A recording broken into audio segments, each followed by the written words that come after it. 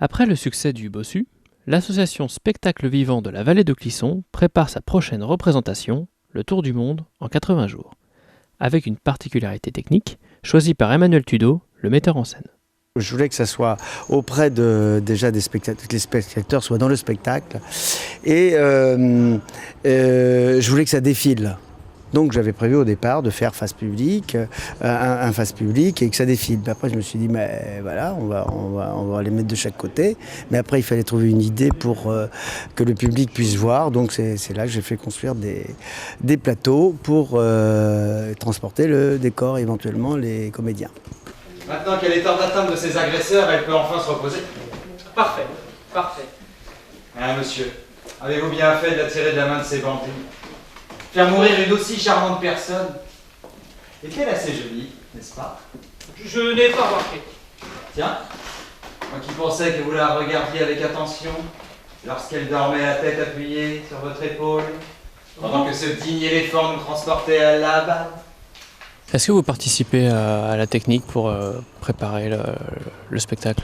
Évidemment, je suis là sur le terrain depuis vendredi, même dimanche après-midi. Évidemment, c'est pas moi qui fais le plus gros de la technique, mais je donne des orientations. Et puis bon, j'ai des techniciens super chevronnés là, dont c'est le métier, donc voilà. Un spectacle qui demande beaucoup de préparation, notamment au niveau de la lumière.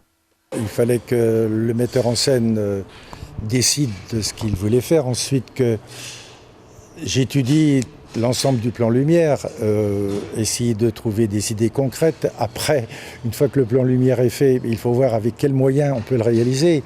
Donc après, ça passe par des coûts, par des devis, par des études. Et comme toute association, voilà, on est un peu accroché à ça. Donc ça complique un peu la vie, c'est certain. Moi qui ai toujours travaillé dans les milieux professionnels, il est certain que je ne dis pas qu'on a tout, mais quand on fait un devis, en principe, avec la production, on arrive à s'en sortir. Là, ça a été un peu compliqué, mais j'espère que le résultat sera satisfaisant en tout cas.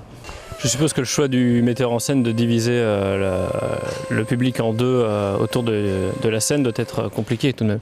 C'est compliqué parce qu'il est certain que lorsqu'on a un public frontal, on a d'abord au niveau de la lumière un aspect de face et un aspect contre-jour, ce qu'on appelle, qui compte beaucoup en lumière. Ici, on ne peut pas travailler en contre, puisqu'en réalité, les deux côtés sont face. Alors c'est un peu compliqué. Comment est-ce qu'on peut définir une bonne lumière pour un spectacle?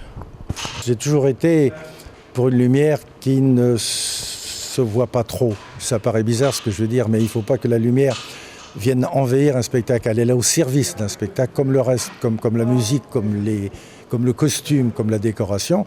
Il faut qu'elle soit un élément constructif de l'œuvre, mais pas un élément dominant. Et pourquoi avoir accepté en fait d'éclairer ce spectacle?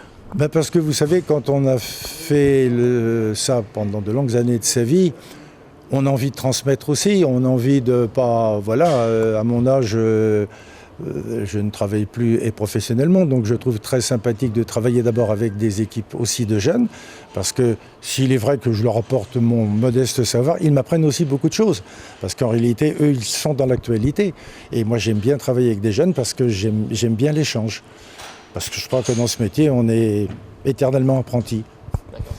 Alors comment est-ce qu'on réalise un décor de spectacle?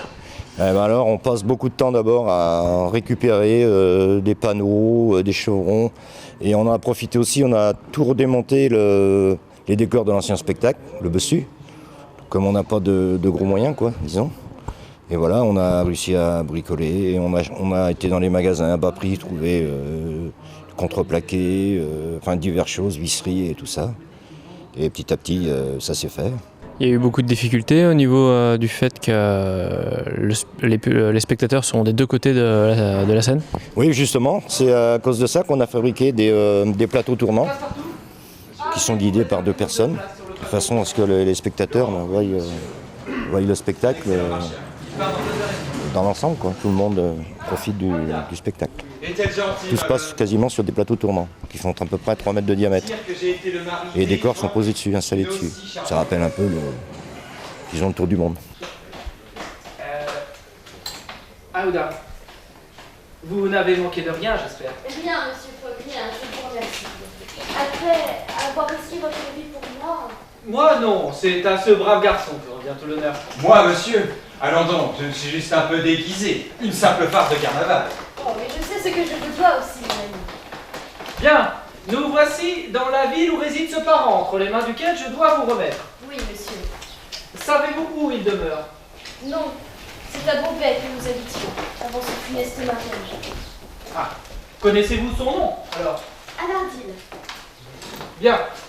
Je pense qu'à la bourse, nous devrions trouver l'adresse de ce négociant. Est-ce qu'il y a eu des difficultés au niveau en tant que comédien, du fait que vous allez devoir jouer devant deux publics, finalement, un de chaque côté? Non. Non, parce que la pièce est tellement intéressante, les dialogues aussi. En plus, on est une bonne équipe de comédiens et surtout, il y a une très très bonne équipe de figurants qui sont des comédiens à part entière, sans qui le spectacle ne pourrait pas avoir lieu. Et quand les spectateurs vont voir tout ça sur scène, c'est une animation magique. Le Tour du monde en 80 jours, présenté par le spectacle vivant de la vallée de Clisson, aura lieu à la salle des Garennes à Saint-Lumine de Clisson les 27 et 28 juin et les 4 et 5 juillet 2014. Il vous est conseillé de réserver vos places à l'Office du tourisme du Vignoble de Nantes au 02 40 54 02 95.